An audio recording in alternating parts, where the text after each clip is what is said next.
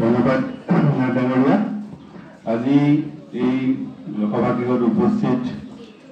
নাগবামীয়া প্ৰমুখ্যে নীলম শইকীয়াদেৱ, বিশ্বনাথ দাস, তাপস চৰকাৰ ডাঙৰীয়া, বাদল চন্দ্ৰ ভৌমিক ডাঙৰীয়াৰ লগতে কৃষি বিজ্ঞান কেন্দ্ৰৰ পৰা অহা ডক্টৰ চিংকি বৰ্মন আৰু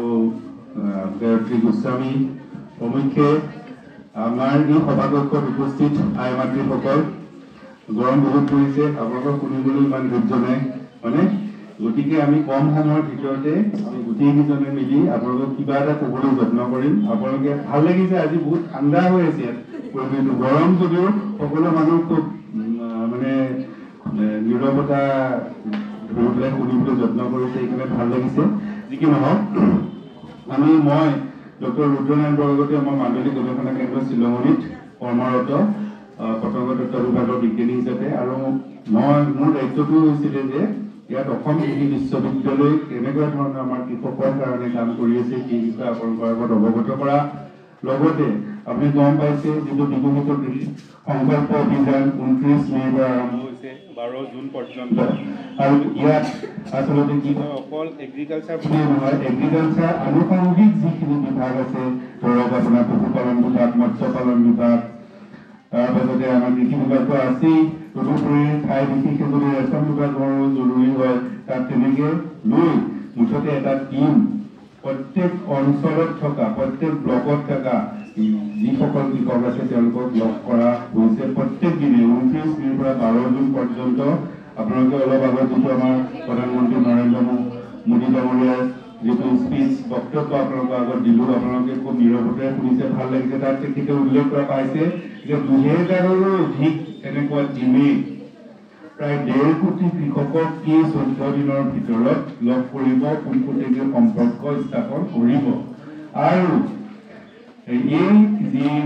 অভিযান চলিছে, এই অভিযান প্ৰায় 700তকৈ অধিক জিলাত গোটেই ভাৰতত এইকেইদিন চলি আছে। এতিয়া যেনেকে আমি আপোনালোকৰ লগত মুখামুখি সম্পৰ্কত আহিছো, ঠিক সেইধৰণে বহুত কৃষকে অন্যান্য অঞ্চলত, অন্যান্য জিলাত তেনেকুৱা এই 2000তকৈ অধিক টিমৰ লগত এতিয়া পোনপটীয়াকৈ মুখামুখিকে সম্পৰ্ক স্থাপন কৰি আছে।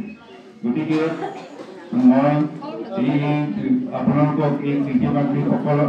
কৃষিৰ লগত জড়িত আই মাতৃসকল, যিহেতু ইয়াত বহুত কৃষকৰ সংখ্যা নগণ্য, গতিকে আপোনালোকে এই ঘৰত সকলোখিনি কথা আপোনালোকে নিজৰ ল'ৰা ছোৱালীৰ আগত লৈ যাব পাৰিব, আপোনাৰ মানুহজনৰ আগত এই কথাখিনি ক'বগৈ পাৰিব, আৰু যেতিয়া আপোনালোকে লগ হয় ইয়াত উপস্থিত নোহোৱা অন্যান্য যিসকল আই মাতৃ আছে তেওঁলোকক জনাব পাৰিব। গতিকে এইটো এখন খুব ভাল মঞ্চ, আপোনালোকে কিছুমান কথা শিকি গৈ পেলাই ক'ব পাৰিব, শিকি পেলাই, কাৰণ এতিয়া তথ্যই আটাইতকৈ গুৰুত্বপূৰ্ণ বস্তু। আপুনি যদি ইনফৰ্মেশ্যন এটা পায়, সেইটোৰ দ্বাৰা নিজকে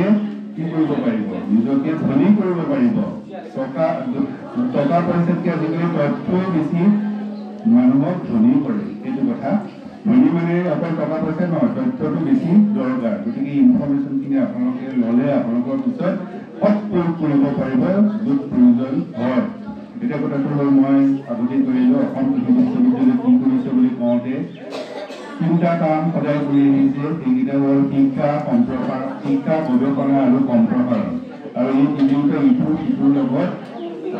ওতঃপ্ৰোতভাৱে জড়িত হৈছে। শিক্ষাৰ দ্বাৰা কি হৈছে, আমাৰ মানৱ সম্পদ গঢ়িছে। তাৰ পৰাই আমাৰ অসম কৃষি বিশ্ববিদ্যালয়, আপোনালোকে জানে বিশ্ববিদ্যালয়খন যোৰহাটত আছে, কিন্তু ইয়াৰ আনুষংগিক কলেজসমূহ অসমৰ বিভিন্ন স্থানত আছে। গতিকে এই কলেজবিলাকৰ দ্বাৰা কি হৈছে, আমাৰ ছাত্ৰ ছাত্ৰীসকলে স্নাতক হৈছে, স্নাতকোত্তৰ হৈছে, তাৰপাছত আকৌ কৃষকৰ সেৱাত নিয়োজিত হৈ কাম কৰি আছে। তাৰপৰা গৱেষণা, বিভিন্ন অঞ্চলত গৱেষণা প্ৰতিষ্ঠান একোটা হৈ আছে,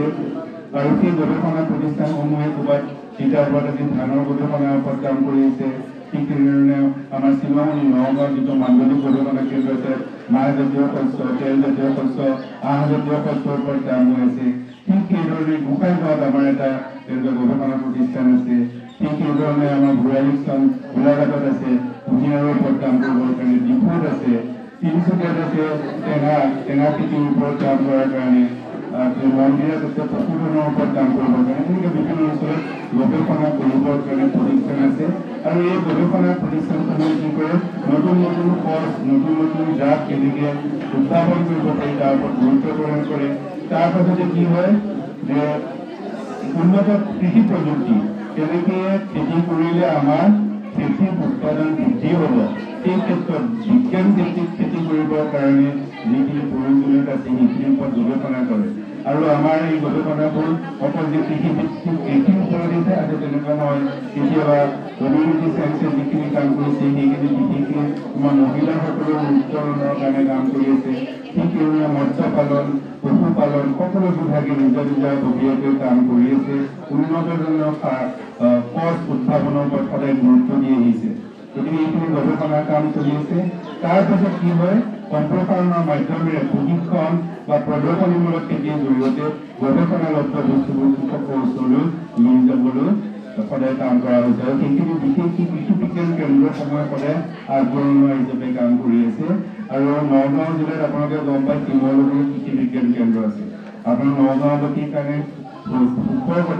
সৌভাগ্যৰ কথা যে আমাৰ ইয়াত এটা কৃষি বিজ্ঞান কেন্দ্ৰ আছে এটা মাণ্ডলিক গৱেষণা কেন্দ্ৰ আছে য'ত আমাৰ মাহ তেল মৰাপাটজাতীয় শস্যৰ গৱেষণাৰ কাম হৈ আছে ঠিক সেইদৰে ফিচাৰী কলেজ এখন আছে ঠিক সেইদৰে আমাৰ নতুনকৈ আপোনালোকে গম পাইছে যে এগ্ৰিকালচাৰ ডিপ্ল'মা কলেজ এখন আৰম্ভ হ'ব শ্বিলঙত তাত আপোনালোকৰ যিসকল ঘৰৰ ছাত্ৰ ছাত্ৰী আছে হায়াৰ ছেকেণ্ডেৰীত বোলে 50% পাইছে মই এগ্ৰিকালচাৰ পঢ়াব বিচাৰিছিলোঁ কিবা বশতঃ তেওঁ এগ্ৰিকালচাৰ ডিগ্ৰীৰ কাৰণে চিট নাপালে পাব বুলি ধৰিছোঁ এণ্ট্ৰেঞ্চ দিলে ধৰক ছাপ'জ নাপালে বা আগৰ কোনোবা ছাত্ৰ খবৰটো দিব পাৰে যে তেওঁলোকে এই ডিপ্ল'মা কলেজখন এইবাৰৰ পৰা আৰম্ভ হ'ব তাত তেওঁলোকে নিজকে ভৰ্তি কৰিব পাৰিব যিসকলে 50% হায়াৰ ছেকেণ্ডেৰী চায়েন্সত পায় তেওঁলোকে তাত এডমিশ্যন লৈ তাৰ পৰা যদি ভাল ষ্টুডেণ্টখিনি আকৌ ডিগ্ৰী কৰ্চৰ কাৰণে লিটাৰেলি যোৱাৰ ব্যৱস্থা থাকিব গতিকে 3 বছৰ কৰ্চটো কৰাৰ পাছত সেইখিনি ছাত্ৰ ছাত্ৰী কাইলৈ যদি আমাৰ গ্ৰাম সেৱকসকলৰ যদি মকৰৰ হয় তাত অগ্ৰাধিকাৰ পাব ঠিক সেইধৰণে Assam agriculture university fieldmen field assistant জাতীয় যিখিনি চাকৰি ওলায় সেইখিনিতো তেওঁলোকে অগ্ৰাধিকাৰ পাব গতিকে আপোনালোকে এই ক্ষেত্ৰত অলপ সচেতন যি ঘৰত তেনেকুৱা ছাত্ৰ ছাত্ৰী আছে খবৰটো দিব আৰু এইখিনি বস্তু কৰি পাব আছাম এগ্ৰিকালচাৰ ইউনিভাৰ্চিটি বুলি গুগলত যদি মাৰে তেতিয়াহ'লে আমাৰ u.ac.in বুলি এটা ৱেবছাইট পাব ৱেবছাইটত সবিস্তাৰে পাব আপোনালোকৰ ঘৰত যদি তেনেকুৱা ছাত্ৰ ছাত্ৰী আছে ক'লে সিহঁতে এই ক্ষেত্ৰত আগলৈ নহয় তেওঁলোকক কৈ দিলেই তেওঁলোকে নিজে চাই ল'ব পাৰিব তদুপৰি আমাৰ অসম কৃষি বিশ্ববিদ্যালয়ৰ কৃষকসকলৰ সুবিধাৰ কাৰণে এখন পষেকীয়া পত্ৰিকা মানে 15 দিনৰ মূৰত এখন পেপাৰ ফ্ৰীকে উপলব্ধ হয় ঘৰে পঠাই বুলি সেইখনো আমাৰ ৱেবছাইটত u.ac.in বুলি আছে এই ৱেবছাইটত আপোনালোকে যদি চাই পাব মাহৰ 1 তাৰিখ আৰু 15 তাৰিখে এই পেপাৰখন ওলায় তাৰোপৰি যিসকলে বোলে মই চায়েন্স পঢ়া নাছিলোঁ আৰ্টছে পঢ়িছিলোঁ বা কোনোবা থাকিব পাৰে মই 8 পাছ কৰিছোঁ কিন্তু মই এগ্ৰিকালচাৰৰ কিবা এটা নতুন শিকিব বিচাৰোঁ কাৰণ আমি প্ৰত্যেকদিন এটা নতুন নতুন কথা যদি শিকিব পাৰোঁ নিজকে ইমপ্ৰুভ কৰিব পাৰিম ন গতিকে তেনেকুৱা ক্ষেত্ৰত কোনোবা যদি মৌ পালন কৰিব বিচাৰে কোনোবা কাঠফুলা পালন কেঁচু সাৰ উৎপাদন কৰিব শিকিব বিচাৰে তেনেধৰণে বিভিন্ন ধৰণৰ কমিউনিটি চায়েন্সৰ কাম মৎস্য পালনৰ কাম পশুপালনৰ বোলে মই গাহৰি পুহিব বিচাৰোঁ অলপ কিবা নতুন শিকিব পাৰি নেকি তেনেকৈ ধৰণে যদি শিকিব বিচাৰে তেতিয়াহ'লে অপেন এণ্ড ডিষ্টেঞ্চ লাৰ্ণিং বুলি ODL কোৰ্চ এটা আছে odl.u.ac.in আৰু এইটোত যদি আপোনালোকে চায় তেতিয়াহ'লে মাজে মাজে পেপাৰতো তাৰ এডভাৰটাইজ কৰে তেনেকুৱা কোৰ্চৰ কাৰণে আপোনালোকে নিজকে পঞ্জীয়ন কৰি ল'ব পাৰে আৰু পঞ্জীয়ন কৰাৰ পাছত আপোনালোকৰ সুবিধা অনুযায়ী সময় এটা বান্ধি দিব লাগে কোৰ্চ টিচাৰসকলক ইণ্টাৰেকশ্যন কৰিব থিয়ৰী পাৰ্টটো আপোনালোকে ঘৰতে থাকি শিকিব পাৰিব আৰু প্ৰেক্টিকেল পাৰ্ট এটাটো শিকিবই লাগিব চাৰ্টিফিকেট পোৱাৰ আগত সেই প্ৰেক্টিকেল পাৰ্টটো 5 দিন বা 1 সপ্তাহৰ হ'ব সেইটো কাৰণে আপোনালোক যোৰহাটত যাব বা য'ত প্ৰেক্টিকেল কৰাব পৰা ব্যৱস্থা আছে সেই অনুষ্ঠানত আপোনালোক 1 সপ্তাহ বা 5 দিনৰ কাৰণে গৈ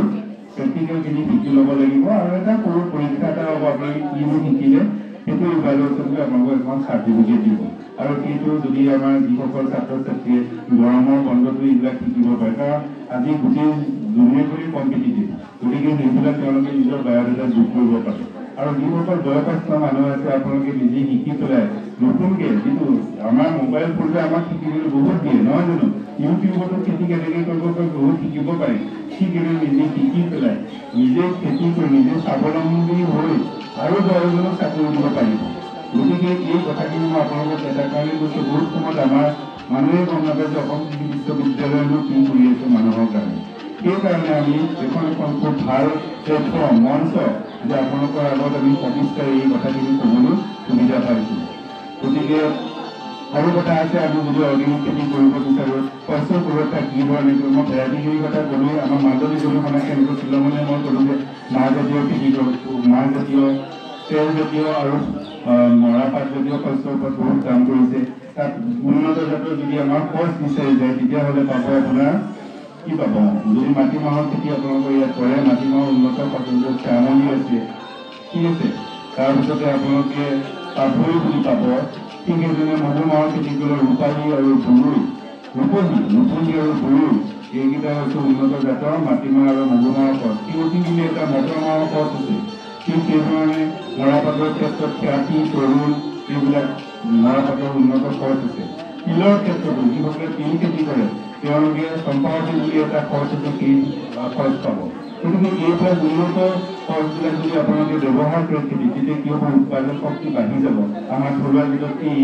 যিকেইটা ফচলৰ কথা ক'লোঁ, ইহঁতৰ উৎপাদন শক্তি বেছি, পোক পতংগ বেমাৰ আজাৰৰ আক্ৰমণ কম হয়, যাৰ ফলত আপুনি কম মাটিত উৎপাদন বৃদ্ধি হ'ব আৰু আপোনাৰ উৎপাদনৰ খৰচটো কমিব। যিটো এই বিকশিত কৃষি সংকল্প অভিযান, যিটো অভিযান ইয়াত আমাৰ মাননীয় কেন্দ্ৰীয় মন্ত্ৰী শিৱৰাজ সিং চৌহান ডাঙৰীয়াই নিজেই এটা সপোন দেখিছে, যাতে আমাৰ কৃষকসকলে 1 হেক্টৰ মাটি যদি 1 কুইণ্টেলকৈও শস্য উৎপাদন বৃদ্ধি কৰিব পাৰে আৰু তেওঁলোকে যদি উৎপাদনৰ কাৰণে যি ব্যয় হয় সেইটো যদি কমাব পাৰে, তেতিয়াহ'লে আমাৰ কৃষকসকলৰ উপাৰ্জন বাঢ়ি যাব। গতিকে খাৰিফ ঋতুৰ সময়ছোৱাত প্ৰাক খাৰিফ শস্যৰ কাৰণে কিখিনি ব্যৱস্থাপনা ল'ব লাগিব, সেই কাৰণেই আচলতে এই অভিযানটো আৰম্ভ হৈছে। ৰবি খেতিৰ আগত বোধ হয় তেনেকুৱা আকৌ এবাৰ হ'ব পাৰে, আকৌ আপোনালোকক তেনেকৈ লগ পাবলৈ সুবিধা হ'ব পাৰে, কিন্তু এইটো খাৰিফ ঋতুৰ কামখিনিৰ কাৰণে আহিছে। আৰু আপোনালোকৰ মনত কিবা যদি প্ৰশ্ন উদয় হৈছে সেইখিনি আপোনালোকে সুধিব পাৰে, যিহেতু আমাৰ ইয়াত বিভিন্নজন কমল ব্যক্তি আছে, যিহেতু কৃষি বিভাগৰ কথাখিনি আপোনালোকক জনাই নিতান্ত প্ৰয়োজনীয়। সেইকাৰণে মই মোৰ বক্তব্য বেছি দীঘলীয়া নকৰোঁ আৰু ইয়াকে কৈ মই মোৰ বক্তব্য সামৰণি মাৰিলোঁ। ধন্যবাদ।